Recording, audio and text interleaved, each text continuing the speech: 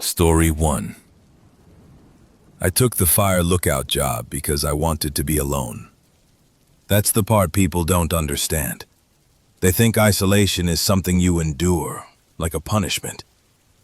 For me, it was the point.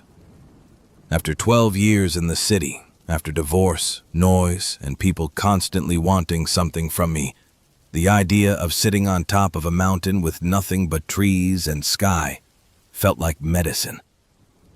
No internet, no phone service, no neighbors. Just a radio, a bed, a propane stove, and a 360-degree view of wilderness that stretched farther than I could walk in a week. The job description said solitude required. I signed immediately. The lookout tower sat on Granite Peak, nearly 9,000 feet above sea level. One narrow dirt road twisted up the mountain, barely wide enough for a service truck. After that, it was stairs, 87 of them, bolted into the rock. The tower itself was old, built in the 1940s. Wooden supports, glass windows on all sides, a metal roof that creaked when the wind picked up. Below me, hundreds of miles of national forest. No trails near the peak. No reason for anyone to be up there. That's important later. My supervisor, a ranger named Holt, dropped me off in early June. He helped unload supplies and gave me the standard briefing. Radio check-ins every morning and evening, he said. Weather reports at noon. Fire sightings immediately. He hesitated before getting back into the truck. If you hear things at night, he added, don't leave the tower. I laughed. Like what? Bears? Holt didn't laugh back. Just don't. The first 2 weeks were perfect. Sunrises that made the sky look like it was on fire. Elk moving through the valleys. Storms rolling in like walls of gray. At night, the forest became an ocean of black. No light pollution. No distant engines. Just wind and insects and the occasional howl of something far away.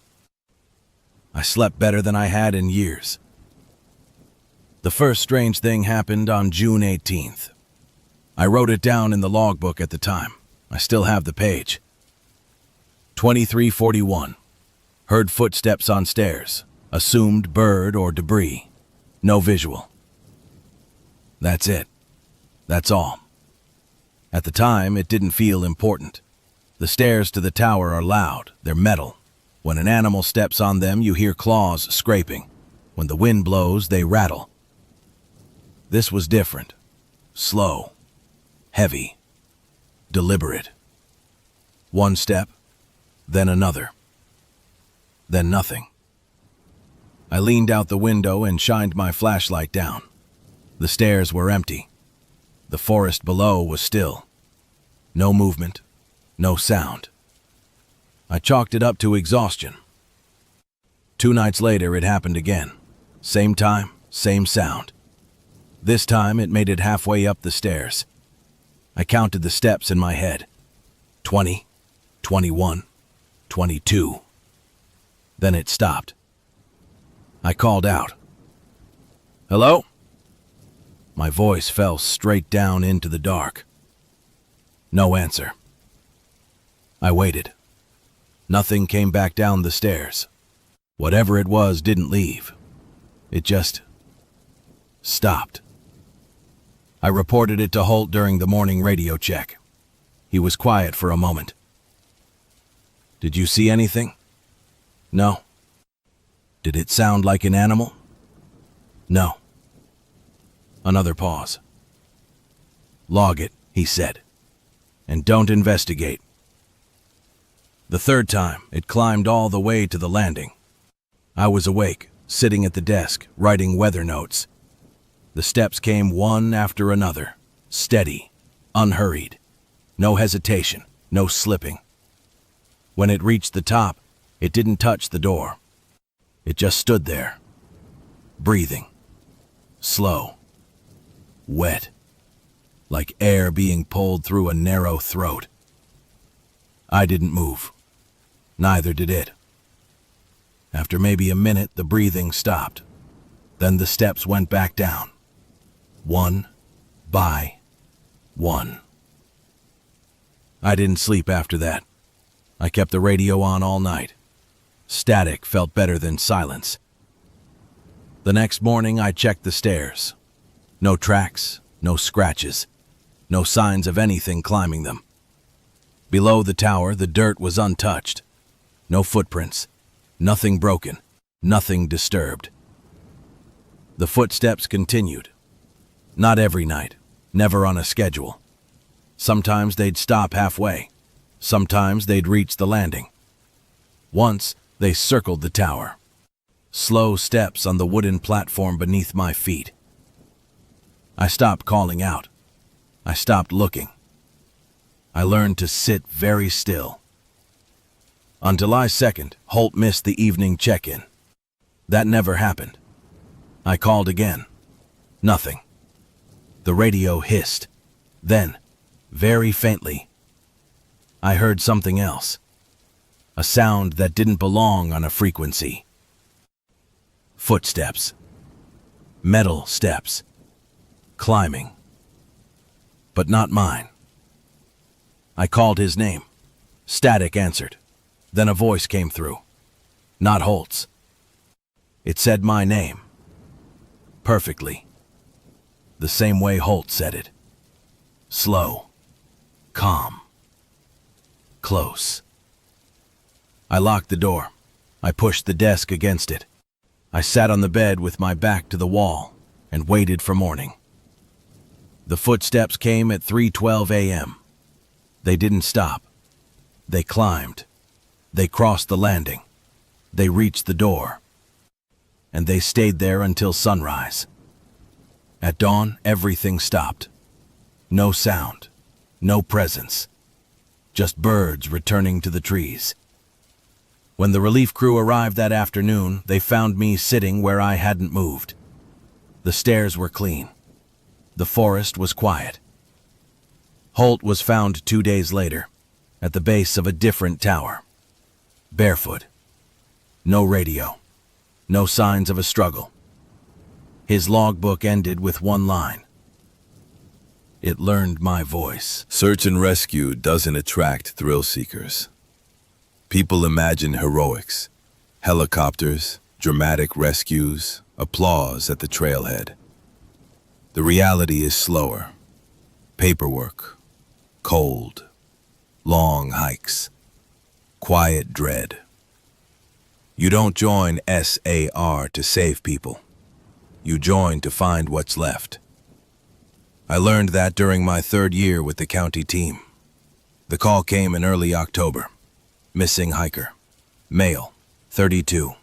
Experienced outdoorsman. Last seen entering a wilderness corridor locals avoided without being able to explain why. His name was Evan Mercer. He worked construction during the week and disappeared into the mountains every chance he got. Solo hikes. No social media. No trail selfies. He signed the trail register at 7:40 a.m., planned a 2-day loop. Weather was clear. He never checked out. By day 3, his wife called it in. By day 4, we were mobilized. The trailhead was quiet when we arrived. Too quiet. No birds, no wind, just the sound of water somewhere far below. The forest swallowed sound differently there, like it didn't echo, just absorbed. I remember thinking it felt like stepping indoors. We split into teams, standard procedure, grid search, track for disturbances, listen for unnatural silence. That last one isn't written anywhere, but every SAR volunteer knows it. Nature is loud. When it isn't, something is wrong. By midday, we found the first oddity, a trekking pole leaning against a tree, placed carefully, not dropped, no damage, no sign of a fall, just left. 10 yards later, a water bottle, standing upright, still capped, still half full. We marked the coordinates, kept moving. The trail narrowed near the river, fast-moving water, cold, fed by snowmelt higher up. This was where things stopped making sense. We found his boots, both of them, side by side, toes pointed toward the river, laces undone, socks folded neatly inside. No one spoke. We all knew what it meant, except it didn't. People don't remove boots near freezing water, not voluntarily, not calmly, not like that. There were no footprints leading into the river, no drag marks, no sign of slipping. The ground was soft. It would have shown something. We checked upstream, downstream, banks, logs. Nothing. No body, no clothing, no blood. Just boots. One of the newer volunteers asked the question everyone was thinking. Could he have gone in barefoot? Our team lead shook his head. Not without leaving skin behind. We expanded the search radius. The forest thickened. Visibility dropped. Sound vanished. Radios crackled with interference. I started to feel watched. Not stared at. Tracked. Like something was keeping pace with us just out of sight. At 4:13 p.m., one of the teams radioed in. They'd found clothing. A jacket, shirt, pants, folded, placed on a flat rock overlooking the river. Everything Evan wore that day. Except his underwear. Except his skin. We stood there for a long time. No one touched anything. This wasn't hypothermia behavior. This wasn't suicide. This wasn't animal predation. This was intentional. Careful. Personal. That's when the smell hit us. Wet copper. Rot. Like something old had been disturbed.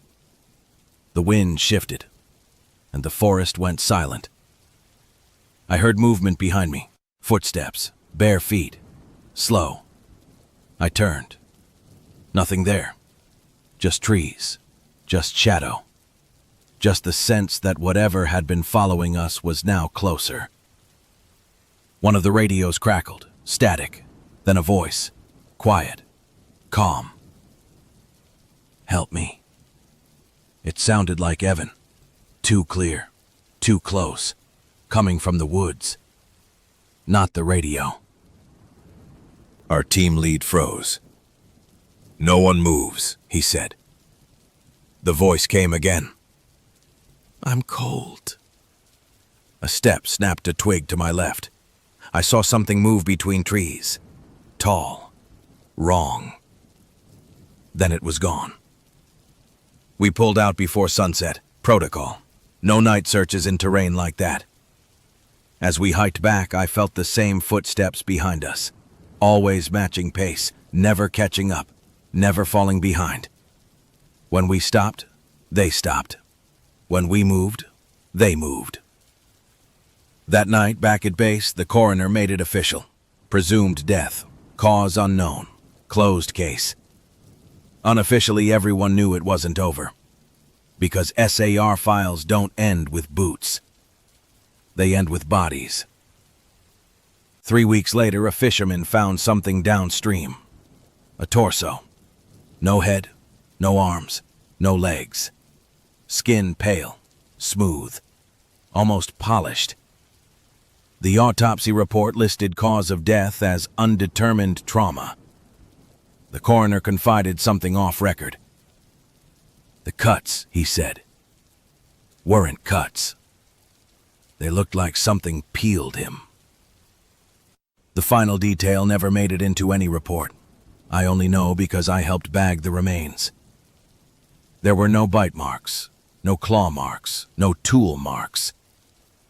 But there were handprints, human-sized, pressed into the muscle, like something had held him in place.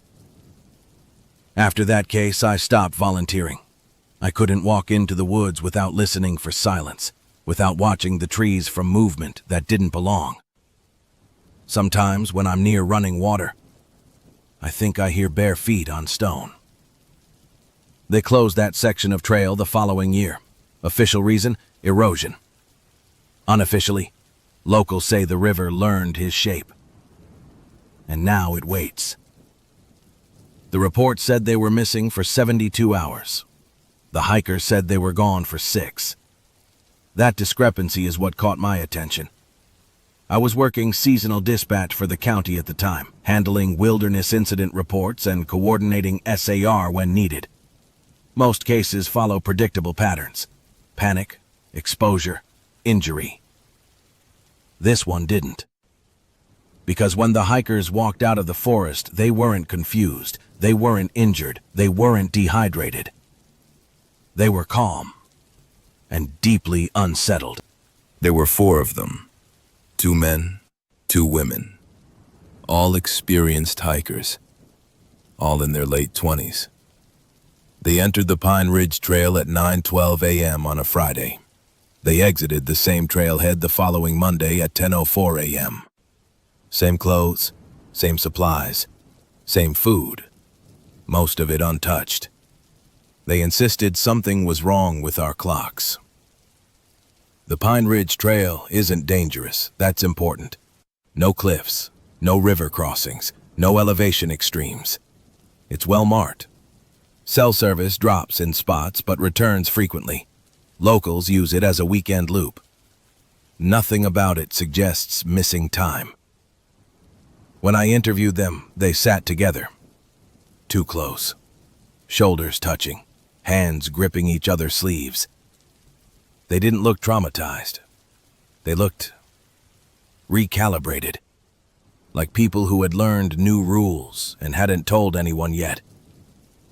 I asked the group leader, a man named Ryan, to walk me through their hike. He nodded.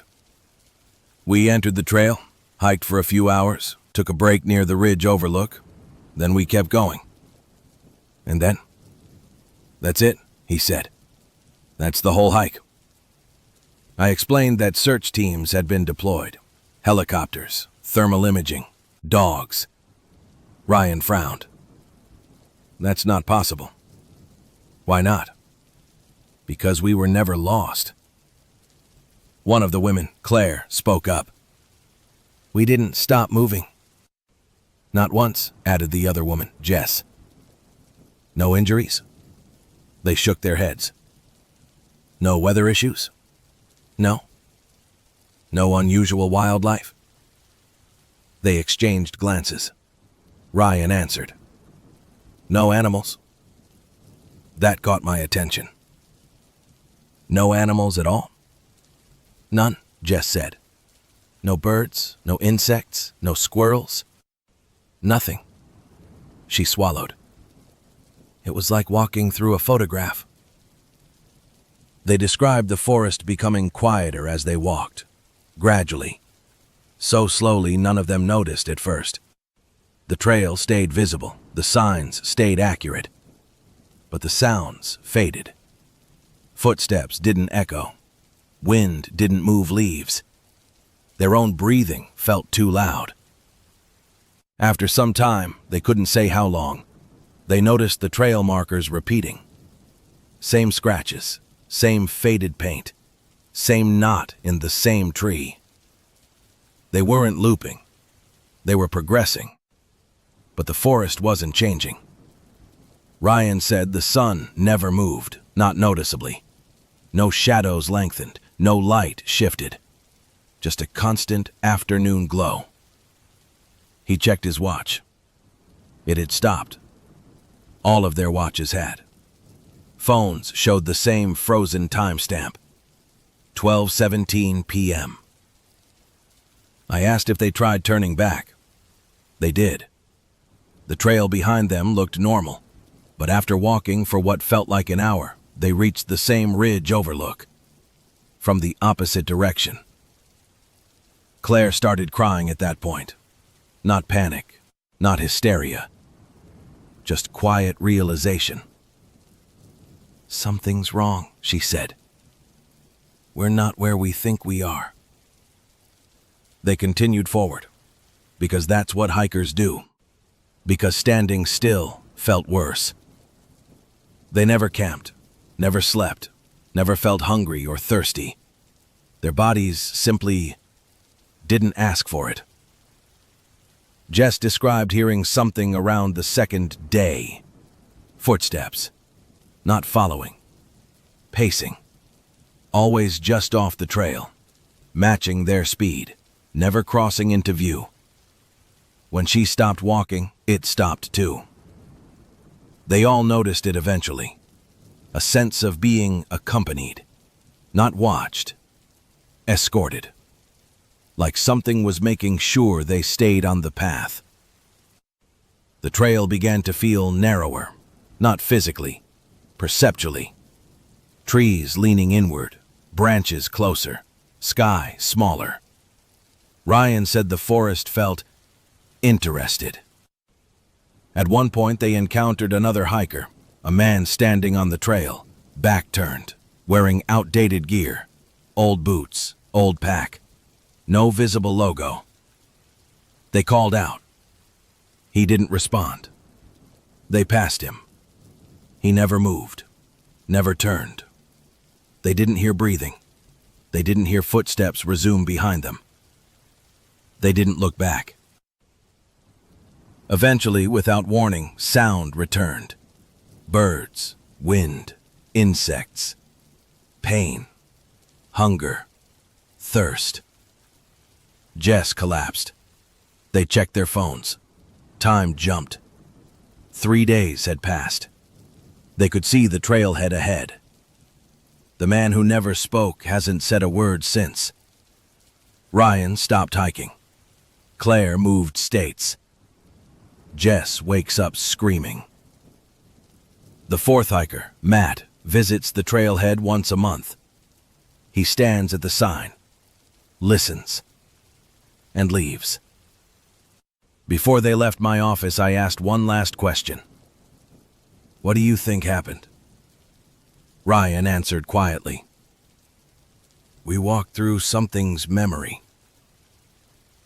The Pine Ridge Trail is still open, but rangers quietly reroute hikers during certain weeks. They say maintenance. Locals say the forest sometimes forgets it's finished with you.